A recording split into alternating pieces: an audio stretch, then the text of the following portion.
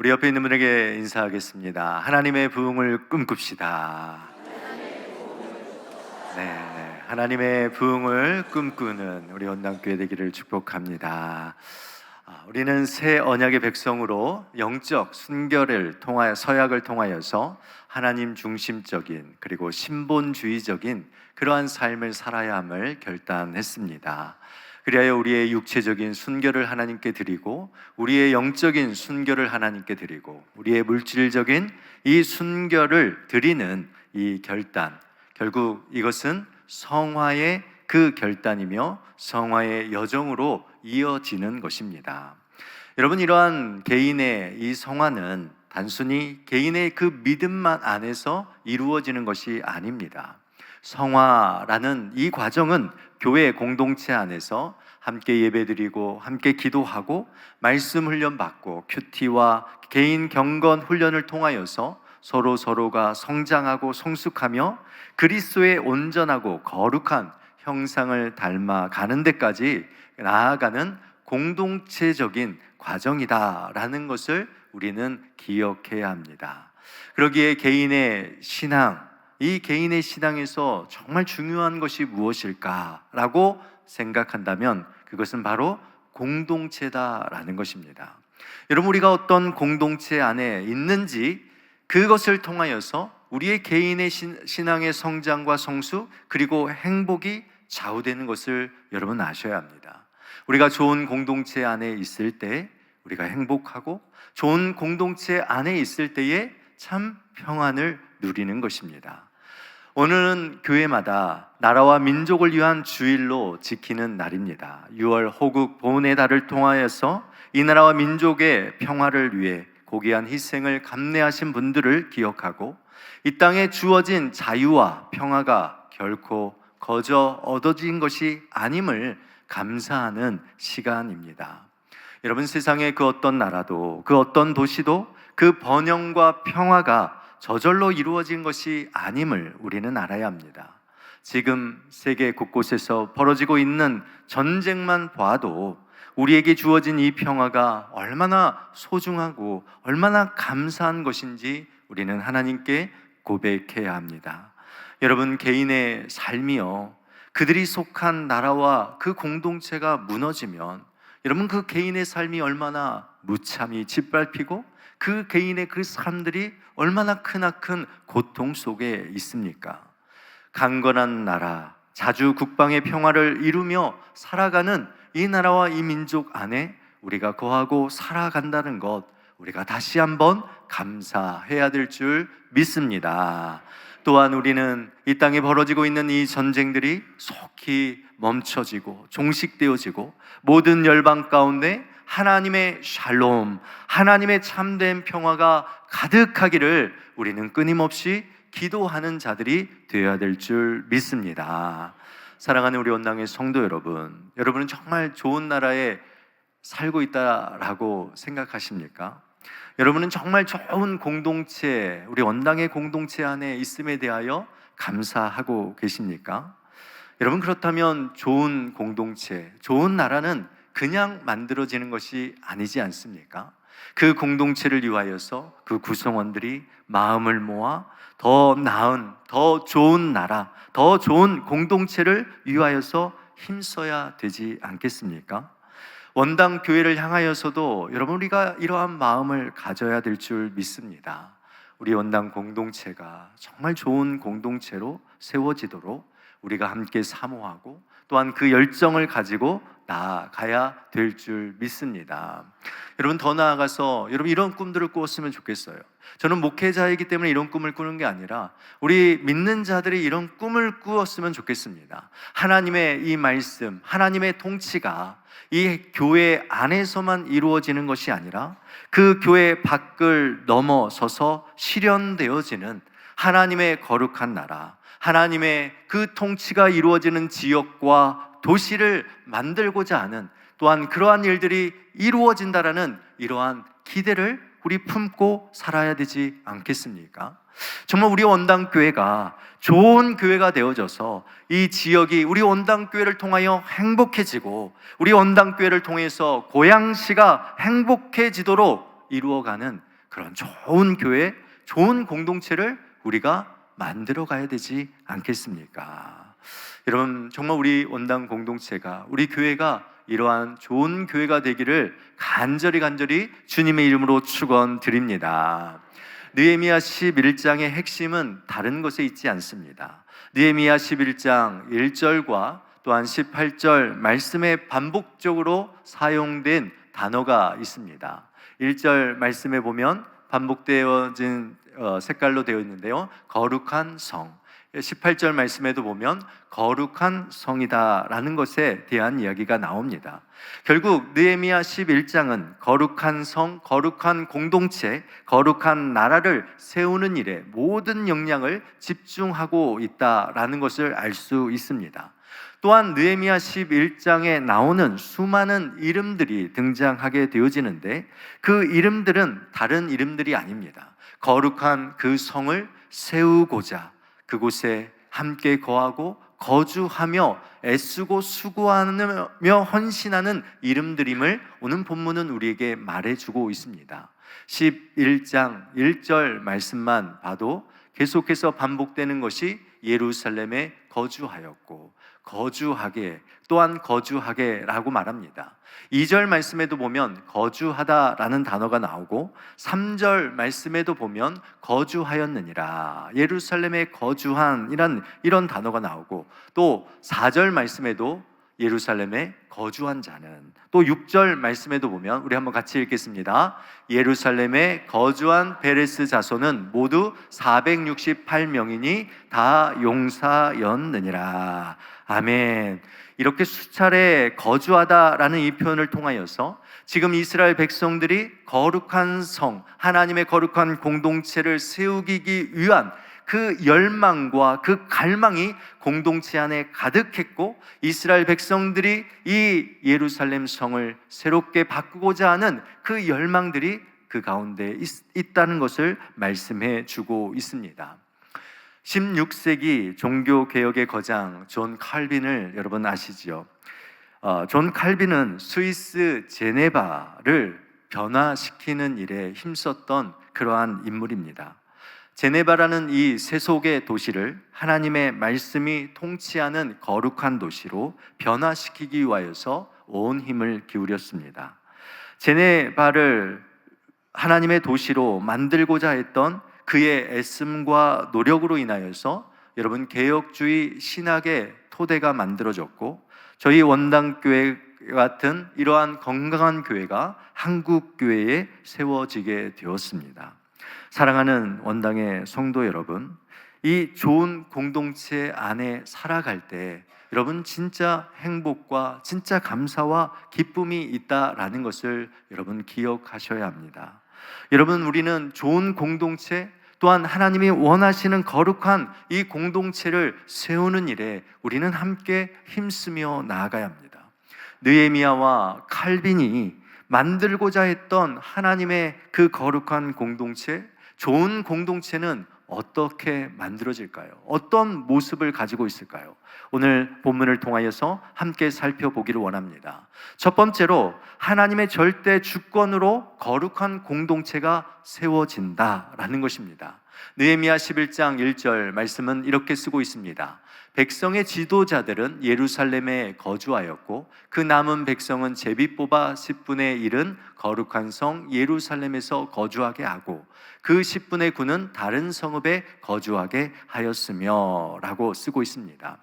여러분, 폐허가 되었던 이 예루살렘 땅이 이 완전히 기적과 같이 예루살렘 성벽이 세워졌습니다. 새 언약의 백성들이 영적인 순결을 결단하고 이 영적인 성벽 또한 재건하는 것을 8장과 9장과 10장을 통하여서 우리는 살펴보았습니다. 그런데 여기에 아주 중대한 문제가 한 가지가 있었습니다. 그 문제는 무엇이었냐면 재건된 그 성벽 안에 들어가 살 사람들이 턱없이 부족했다라는 것입니다. 여러분, 우리가 생각할 때 당연히 튼튼한 성벽 안에 들어가서 사는 것이 훨씬 더 안전하고 좋을 것이라고 우리는 생각할 수 있습니다.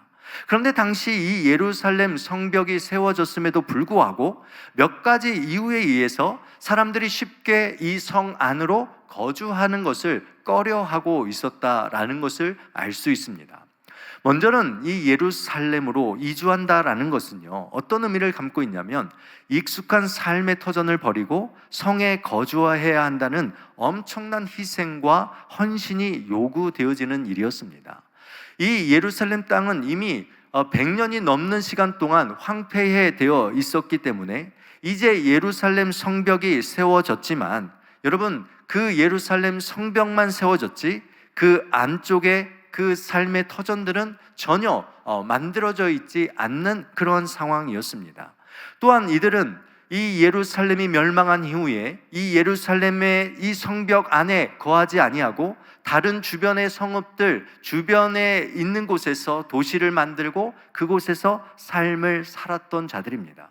그러기에 자신의 삶의 모든 것을 다 버리고 이 예루살렘 성 안으로 들어와 산다는 것이 여러분 쉬운 일이었겠습니까? 절대로 쉬운 일이 아니었습니다. 또한 예루살렘 성벽 안에 들어가서 산다라는 것은 무엇을 의미하냐면 끊임없이 대적들의 공격에 대한 위험이 따른다라는 것을 이야기하고 있습니다. 그 안에 산다라는 것은요, 더 큰 위험과 고통을 감수해야 했습니다. 어쩌면 이들은 성벽이 재건되어지기 전에 이미 주변 사람들, 이방의 민족들과 함께 어울려 살며 세속적인 삶에 익숙해져 있었고, 또한 그러한 삶을 통하여서 특별히 큰 위험을 당하지 않는 그러한 삶 가운데 있었다라는 것이죠. 그런데 그런 안전한 삶을 버리고 이 예루살렘 성 안으로 들어가서 더 큰 위험을 맞이할 사람은 그렇게 많이 있지 않았다는 것입니다. 그리고 마지막으로 느헤미야 7장 4절 말씀을 보시면 이렇게 쓰고 있습니다. 그 성읍은 광대하고 그 주민은 적으며 가옥은 미처 건축하지 못하였음이니라. 그러니까 예루살렘 성벽이 52일 만에 건축이 되었는데 문제는 뭡니까? 그 성 안이 광대했다는 거예요. 그리고 거기에는 거처할 집이 부족했고 기본 생활, 기반 시설이 전무한 상태였다라는 것입니다. 이러한 예루살렘 성벽 안에 들어가서 사는 것은 절대 쉬운 일이 아니었습니다. 이렇듯 이러한 예루살렘 성 안으로 들어가기를 주저했던 이들에게 첫 번째로 느헤미야는 리더들에게 명령합니다. 모든 이스라엘의 지도자들은 예루살렘 성 안에 거주하라라고 말합니다. 두 번째로 느헤미야는 제비를 뽑습니다. 이스라엘 백성 중에서 10분의 1을 제비를 뽑아서 예루살렘 성 안으로 이주하도록 명령하고 나머지 10분의 9는 원래 살았던 그곳에서 살아가도록 하는 것입니다. 어제 저희 원당교회에 서서울로에 행사가 있었습니다. 그 행사의 마지막에 행운권 추첨이 있었는데요. 그 행운권 추첨의 1등이 250만 원짜리 노트북이었습니다. 그 노트북을 누가 받았겠습니까? 네, 원당교회 우리 청년이 받았습니다. 너무나도 기쁜 일이죠. 그리고 2등을 제가 뽑았습니다. 2등을 제가 뽑았는데 이제 제가 뽑았다는 거예요. 제가 뽑은 거예요. 그냥 번호만 뽑은 건데 박수 칠 필요는 없고 제가 뽑았는데 하필 누굴 뽑았냐면 누굴 뽑았겠습니까? 원당교회 교인을 뽑았습니다. 그 중에서도 저희 둘째 딸을 뽑았어요. 그래서 정말 난감했습니다. 우리 원당교회가 1등, 2등 그리고 너무 많은 행운권들을 다 받아가지고 서서울로에 오신 다른 교회들에게 제가 정말 미안한 마음이 들었습니다. 여러분, 이렇게 행운권이라 제비를 뽑는다, 무언가를 뽑는다라는 것은 운에 대한 이야기를 말하고 있습니다. 그런데 성경에서 제비를 뽑는다라는 것은요, 다른 의미가 아니라 철저하게 하나님의 모든 주권이 하나님께 있다라는 것을 맡기는 아주 믿음적이고 신앙적인 행동입니다. 여러분, 구약에서 요나가 다시스로 도망하다가 배 위에서 어떻게 했습니까? 제비를 뽑아서 그곳에서 뽑혀서 바다에 던져지죠. 신약에서는 가롯 유다를 대신하여서 12번째 예수님의 제자를 뽑는 데 있어서 뭐 어떤 방법을 선택합니까? 제비 뽑기를 해서 마띠아를 뽑습니다. 여러분, 오늘 느헤미야가 백성 중 10분의 1을 제비 뽑아 거룩한 성으로 이주한다라는, 이것은 단순히 그 성에 들어가기 싫은 자들을 뽑아서 그 안으로 이주시키는 것이 아니라 이 제비 뽑음을 통하여서 전적으로 그들의 삶 속에 하나님의 주권을 인정하고 그분의 뜻에 순종하고자 하는 강력한 이 믿음, 신앙적인 태도를 보여주고 있는 것입니다. 잠언 16장 33절 말씀 우리 한번 같이 읽겠습니다. 제비는 사람이 뽑으나 모든 일을 작정하기는 여호와께 있느니라. 아멘. 하나님의 절대 주권을 인정하는 것입니다. 여러분, 16세기 종교개혁자 칼빈이 제네바를 거룩한 도시로 만들고자 노력했는데요, 특별히 이 제네바를 세속의 도시가 아니라 하나님의 말씀이 통치하시는 신정국가, 거룩한 도시로 변화시키려고 했습니다. 그래서 이 도시의 전반적인 사회, 정치, 그리고 경제, 교육의 이 모든 전반에 걸쳐서 어떤 원리를 그가 가졌냐면 하나님의 말씀의 신앙의 원리를 적용하여서 실천하는 그러한 하나님의 도시를 만들었습니다. 그래서 무엇보다도 하나님의 절대 주권 앞에 순종하는 그러한 하나님의 도시를 그는 세우고자 힘썼습니다. 여러분, 느헤미야와 칼빈은 이 개인과 이 도시 그리고 나라를 변화시키고 또한 새롭게 하는 유일한 방법은 다른 어떤 것이 아니라 하나님의 말씀을 인정하고 하나님의 절대 주권을 인정하고 그 말씀 앞에 순종하며 나아갈 때 진정한 개혁이 일어난다라는 것을 우리에게 말씀하고 있는 것입니다. 사랑하는 원당의 성도 여러분, 우리는 때로 하나님의 주권을 인정하며 살아간다라고 말합니다.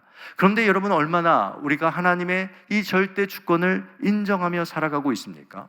하나님께서 이렇게 하도록 우리에게 요구하시고 순종하도록 말씀하셨다라는 그러한 일이 있음에도 불구하고 우리가 그것에 반응하지 않고 그 나의 의지를 꺾지 아니하고 내 뜻대로 내 계획대로 행할 때가 얼마나 많이 있느냐라는 것입니다.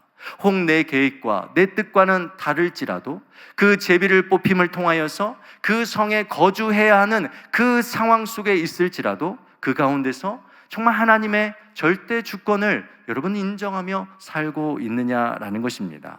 제가 고무줄을 좀 준비했습니다. 이것이 여러분의 인생이다라고 생각할 때 여러분, 우리의 인생에 우리는 수많은 이러한 세상적인 끈들을 가지고 세상에서 살아갑니다. 이 세상에서의 수많은 끈들과 연결되어 있어서 우리는 살아가고 있습니다. 그런데 하나님께서 우리에게 말씀하실 때 순종할 때 여러분, 이 고무줄의 한계까지 우리는 그 가운데서 하나님께 순종한다라고 말합니다.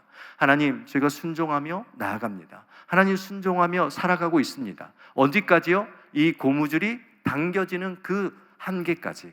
그런데 이 고무줄이 당겨지는 그 마지막 그 한계에서 여러분, 순종하고 하나님의 절대 주권을 인정한다는 것이 쉬운 일입니까? 어려운 일입니까? 절대로 쉬운 일이 아니다라는 거예요.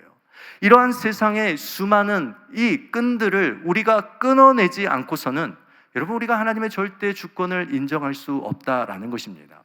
오늘 이스라엘 백성들의 리더들 그리고 10분의 1 제비 뽑힌 자들, 여러분, 이들에게 얼마나 수많은 이 세상의 끈들이 연결되어 있었겠습니까? 여러분, 하나님께서 그들을 그 성에 거주하도록 명령하셨을 때 여러분, 그것이 절대로 쉽지 않다라는 것을 우리는 기억할 수 있습니다. 그러나 여러분, 이들이 이 세상의 끈을 끊어내고 나아갈 때 여러분, 그들은 하나님의 주권의 끈을 붙잡은 거예요.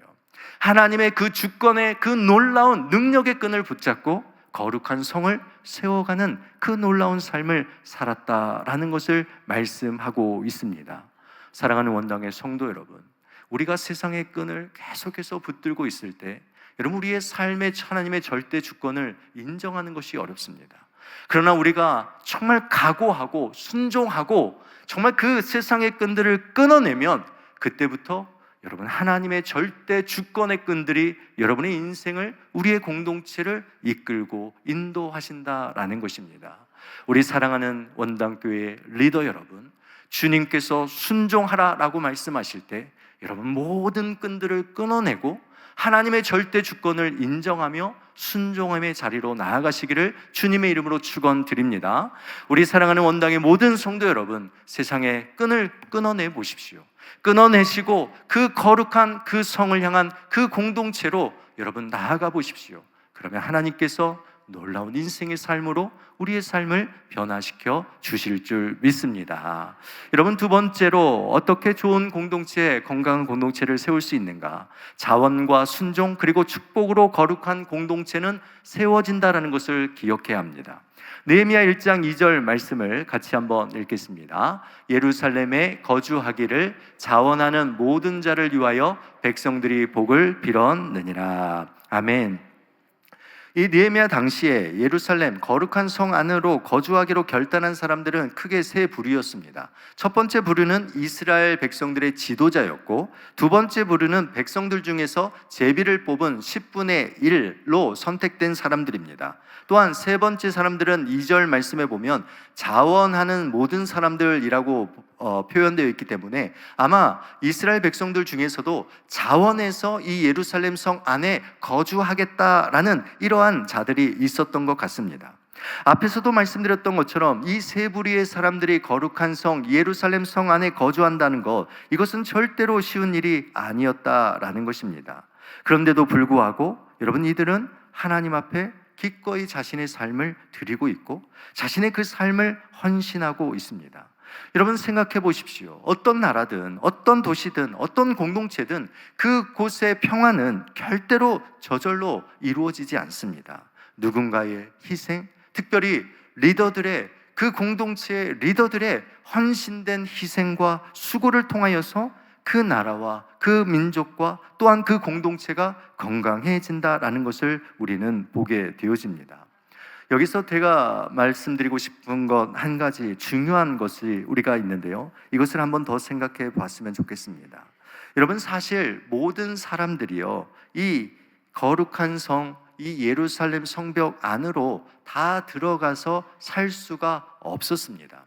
그러니까 제비를 뽑았던 이유는, 첫 번째 이유는 뭐였겠습니까? 그 성 안에 들어가고자 하는 사람들이 없었기 때문에 제비를 뽑았을 수도 있습니다. 두 번째 이유는 무엇입니까? 그 성에 제한되어 있어요. 모두가 그 성 안에 들어가서 다 살 수가 없는 거예요. 그러니까 어떻게 합니까? 제비를 뽑아서 그곳에 거하는 사람들을 선택하고 그곳에서 거룩한 성을 세워가고 만들어가는 일에 헌신하도록 세워낸 것입니다. 그렇다면 여러분 생각해 봅시다. 이스라엘 민족의 리더들, 그리고 10분의 1로 뽑힌 자들, 그리고 자원하는 사람들만 그 예루살렘 성벽에 거하며 그 성을 세워간다라고 해서 그들만 진정한 헌신자들입니까?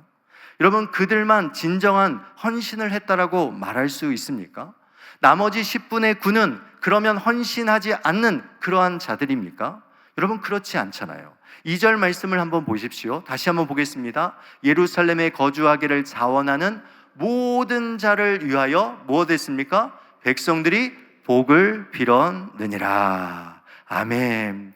여러분, 건강한 공동체는요, 모든 자들이 헌신자의 마음을 갖는 공동체입니다. 여러분, 건강한 공동체는 모든 일에 순종하고자 하는 마음을 가진 자들이 있습니다. 여러분, 우리는 모두가 똑같은 일을 할 수 없습니다. 여러분, 우리가 모두가 똑같은 일에 봉사할 수 없고 똑같은 일에 헌신할 수 없습니다. 때로는 하나님께서는 10분의 1만을 제비 뽑아서 또한 그 일을 맡기시고 감당하게 하신다라는 것입니다. 그러면 나머지 10분의 9는 뭘 하는 것입니까? 오늘 이 느헤미야와 이스라엘 백성들의 모습은 어떻습니까? 나도 저 안에 들어가서 살고 싶고 나도 저 일에 동참하고 싶은데 라고 생각하며 저 안에 일하고 수고하고 헌신하는 사람들에 대해서 시기하고 질투하고 원망했습니까? 아닙니다. 나머지 10분의 9는 자기에게 맡겨주신 삶의 자리로 돌아가서 그곳에서 최선을 다하여 헌신하며 수고하였습니다. 또한 나는 그 안에 들어가지 못하지만 나는 밖에서 그 안에서 헌신하고 수고하는 자들을 위하여 무엇하고 있는 거예요? 축복을 빌어주고 있는 겁니다. 여러분, 이것이 진짜 좋은 공동체, 이것이 건강한 공동체다라는 것을 여러분 기억하셔야 합니다. 교회 안에 하나님께서 특별히 맡겨주시는 일들이 있습니다. 그 일에 헌신하며 나아가는 많은 분들이 있습니다. 여러분, 그럴 때에 우리가 모두가 그 일에 동참하자라는 것은 말이 안 됩니다. 여러분, 내가 할 수 없을 때, 나는 그 일에 동참하지 못할 때 여러분 무엇라 말해야 합니까? 그분들의 그 헌신을 위하여 함께 기도해주고 함께 격려해주고 함께 축복해줄 때 여러분, 그 공동체가 정말 하나님이 원하시는 공동체가 된다라는 것입니다. 제가 이번 주 신문 기사를 읽었는데요, 6.25 전쟁 당시 선교사님들이 남겼던 보고서를 보게 되었습니다. 종군 기자 신분으로 파견된 미 북장로교 총회서기 존 톰슨 피터스 목사님의 보고서인데요, 그 내용에 이렇게 쓰여 있습니다. 동화에나 나올 법한 장면 같았다. 주변에는 러시아 전차, 미군 전차, 박격포, 포탄 파편, 파괴된 도로가 널려 있었고 흙먼지가 하늘을 가렸다. 이 극도로 긴박한 서울의 나날들 속에서도 우리는 현재 상황에 대해 반드시 알려야 한다는 생각에 이 편지를 쓴다. 그래서 계속해서 피터스 목사님이 이렇게 쓰고 있습니다. 서울역 중앙우체국, YMCA 그리고 수많은 교회당이 모두 불탔다. 그러나 주일 아침 폐허 사이로 다시 사람들이 모여들었다. 찬송을 부르며 예배를 시작했다. 피터스 목사님은 주일 예배에 참석하며 이렇게 기록을 남겼습니다. 매트리스 헝겊으로 만든 양복 차림의 장로로부터 맨발의 성도들, 전기도 없고 난방도 안 되는 교회당까지 그럼에도 누구 하나 낙담하지 않았다. 오히려 그 자리의 모습을 두고 목사님은 이렇게 기록합니다. 마음속에 감사가 자리하고 있으며 진정한 예배였다라고 말합니다. 모든 것이 끊어지는 그러한 상황, 전쟁의 폐허 속에서도 모든 것이 다 끊어지는 그때일지라도 여러분, 하나님의 그 끈을 놓지 않고 하나님의 끈을 붙잡고 나아갈 때 여러분, 그곳에 감사가 있고 그곳에 진정한 예배의 회복이 있습니다. 여러분, 이러한 신앙의 선배를 통하여서 어쩌면 우리가 이러한 평안한 이 상황 속에서 우리가 이러한 공동체를 세워가고 있는 것 아니겠습니까? 저희 원당교회도 마찬가지지 않았습니까? 1949년 9월에 이 땅에 교회가 세워졌습니다. 그 이듬해 한국 전쟁이 일어나고 교회의 예배가 중단되었습니다. 모든 끈이 끊어지는 그 상황 속에서 다시 전쟁이 끝나고 하나님께 예배 드리고자 하는 그 한 사람 한 사람들이 하나님의 그 거룩한 성에 거주하고 예배하기를 결단하고 희생하며 순종하며 나올 때 이곳에 원당교회가 다시 세워진 것입니다. 다시 그 한 사람 한 사람들의 그 기대와 간절한 열망을 통하여서 여기까지 우리의 원당교회가 이렇게 성장하고 온 것입니다. 사랑하는 우리 원당의 성도 여러분, 우리 원당교회는 100년을 바라보며 나아가고 있습니다. 다시 우리는 건강한 공동체를 세워가는 일에 힘쓰려 합니다. 이제 우리 하나님께서 부르시는 한 사람이 여러분이 되시기를 바랍니다.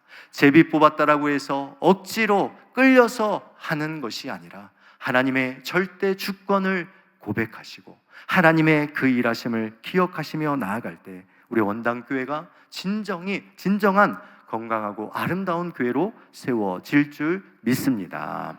여러분, 세 번째로 신앙의 명문 가정을 통하여서 거룩한 공동체는 세워집니다. 칼빈은 제네바를 개혁하고자 했을 때 가장 중요하게 여겼던 것이 무엇이냐면 하나님의 말씀이었고, 그 말씀을 통하여서 어디에 가장 중점을 두었습니까? 가정에 중점을 두었습니다. 그래서 칼빈이 제네바를 이 하나님의 도시로 만들기 위해서 가장 먼저 가정을 먼저 변화시켜야 했습니다. 왜냐하면 가정이 변화될 때 교회가 변화되고, 가정이 변화될 때 나라가, 도시가 변화될 것이라고 그는 생각했습니다. 그래서 교육을 상당히 중요시했고, 가정의 신앙 교육을 통하여서 정말 이 제네바의 이 도시를 변화시키고자 했습니다. 그래서 아카데미를 열어서 다음 세대들의 교육과 건강한 신앙, 가족 공동체를 세우는 일에 힘썼습니다. 그래서 가정에서 교리 교육들, 가정 예배, 그리고 부모가 자녀에게 말씀을 가르치는 것의 이 중요성을 그들에게 끊임없이 강조하며 도시를, 나라와 민족을 변화시켰다라는 것입니다. 여러분, 느헤미야 11장 4절에서 9절 말씀에 여러분, 예루살렘에 거주하고 있는 유다 자손 중에 있는 베레스의 자손과 베냐민 자손에 대한 이야기를 하고 있습니다. 특별히 4절에서 6절 말씀을 보게 되어지면 이 베레스 자손에 대해서 아주 상세하게 기록하고 있는데요. 4절 말씀을 보십시오. 예루살렘에 거주한 자는 유다 자손과 베냐민 자손 몇 명이라. 유다 자손 중에 어떤 자손이요? 베레스 자손이 있었습니다. 6절 말씀을 또 보시면 이 4절부터 6절까지가 베레스 자손에 대한 이야기인데, 예루살렘에 거주한 어떤 자손은요? 베레스 자손은 모두 468명이니 다 용사였느니라 라고 말하고 있습니다. 그러니까 이 베레스 자손의 그 탁월함에 대해서 지금 이 이야기를 하고 있는 거예요. 예루살렘에 거주했던 그러한 가문 중에 어떤 가문이요? 베레스라는 가문을 아주 자세하게 기록해내고 있습니다. 근데 여러분, 베레스라는 이 가문은요, 사실 좋은 가문이 아닙니다. 야곱의 아들 중에 유다가 있죠. 이 유다가 그의 며느리 다말 사이에 출생한 쌍둥이 형제 중에 형입니다. 여러분, 창세기 38장에 보시면 그 가문이 어떻게 시작되었는지, 그 가문이 얼마나 초라하고 과거를 밝히고 싶지 않을 만큼 부끄러움이 많은 가문이다라는 것을 알 수가 있습니다. 이 유다가 성을 거닐다가 어떤 여인을 만나 동침합니다. 그리고 그 여인이 바로 며느리 다말이었습니다. 이 다말은 시아버지와 동침하여서 쌍둥이를 낳게 되어지는데, 이 쌍둥이를 낳을 때 아이가 이제 나올 거 아닙니까? 근데 아이가 나올 때 손이 먼저 나왔습니다. 그래서 그 손에다가 이 붉은색 홍색 실을 묶어 두었습니다. 그런데 갑자기 그 홍색 실이 다시 뱃속으로 들어갔습니다. 그리고 나서 다른 아이가, 홍색 실이 끈이 묶인 아이가 아니라 다른 아이가 먼저 나오려고 한 형을 밀어버리고 그 동생이 먼저 태어나서 그가 형이 되어집니다. 그의 이름이 뭐냐면 베레스고, 그 뜻이 터트림, 깨트림이다라는 그 의미를 갖고 있습니다. 여러분, 사실 이 베레스의 가문의 이야기는 너무나도 부끄러운 이야기를 가지고 있습니다. 그 가문은 느헤미야의 이 가문은 사실 신앙의 명문 가문은 될 수 없었습니다. 그런데 오늘 본문에서 이 베레스의 가문이 얼마나 신앙의 명문 가문으로서, 또한 용사로서 정말 성장하고 자라가고 있는지를 오늘 본문은 우리에게 말해주고 있습니다. 오늘 4절부터 6절에 나온 모든 이 베레스의 가문의 후손들의 이름을 보면 여러분, 다 여호와께서 도우셨다, 여호와의 능력이다, 여호와께서 기억하셨다, 여호와께서 말씀하셨다, 여호와께서 심판하셨다, 하나님의 찬양, 여호와의 사여, 축복받은 모든 것을 보는 자, 모든 선견자, 여호와께서 보신다, 여호와께서 단장하신다, 여호와께서 지키신다, 여호와께서 기억하신다라는 이러한 수많은 이 신앙적인 이름들로 가득 채워져 있습니다. 여러분, 이것이 무엇을 말씀하고 있습니까? 여러분, 이들의 어떻게 이러한 신앙의 명문의 가문으로서 자라갈 수 있습니까? 여러분, 이들을 평가하고 있는 것이 다 용사였다라는 거예요. 더 나아가서 이 유다의 이 후손을 통하여서 누가 태어납니까? 다윗 왕이 태어나고, 그 다윗 왕 가문을 통하여서 여러분, 예수 그리스도가 태어난다라는 것입니다. 이 베레스 가문이 우리에게 말하고 있는 것은 무엇입니까? 여러분, 아무리 초라한 인생, 아무리 보잘것없는 인생일지라도 하나님의 주권을 인정하고 하나님과의 그 끈을 붙잡고 자원하며 순종하며 살아가는 그 인생들, 우리 하나님께서 기적적으로 그의 삶들을 어떻게 하신다는 거예요? 역전시켜 주신다라는 것입니다. 여러분의 인생, 여러분의 가문도 이와 마찬가지입니다. 우리가 하나님에 대한 분명한 끈을 놓지 아니하고 우리가 하나님의 절대 주권을 인정하고 순종하며 나아갈 때 여러분, 우리의 인생이 어떻든, 과거가 어떻든 전혀 상관없습니다. 왜냐하면 하나님께서 역전시켜 주실 것이기 때문에 그렇습니다. 이러한 베레스와 같은 신앙의 명문 가정이 되어서 여러분 거룩한 성을 회복하고 거룩한 그 성을 이루어가는 그런 우리 원당교회가 되기를 주님의 이름으로 축원드립니다. 말씀을 맺습니다. 느헤미야 시대의 백성들 그리고 종교개혁자 칼빈처럼 우리 원당교회도 하나님의 절대 주권을 온전히 인정하는 자들이 많아지기를 주님의 이름으로 축원드립니다. 세상의 끈을 가지고 붙들고 사는 인생이 아니라 하나님과 연결된 끈을 가지고 여러분 하나님의 절대 주권을 믿으며 살아가십시오. 여러분 그럴 때 우리 하나님께서 여러분의 인생을, 우리의 가정을 역전시켜 주시는 그 놀라운 역사가 우리의 삶과 우리의 공동체 가운데 이루어지게 될 줄 믿습니다. 기도하겠습니다. 하나님 아버지 감사합니다. 우리를 사랑하시고 오늘 이 시간 우리의 원당교회 공동체가 정말 좋은 공동체, 정말 하나님의 마음에 합한 공동체가 되게 하셔서 우리의 공동체에 속한 모든 구성원들이 진정으로 행복과 기쁨과 감사를 누리게 하여 주시옵소서. 이 일에 모두가 헌신되어지며 모두가 순종하는 그 길로 나아갈 수 있도록 우리 하나님 도와 주시옵소서. 예수 그리스도의 이름으로 기도드리옵나이다. 아멘.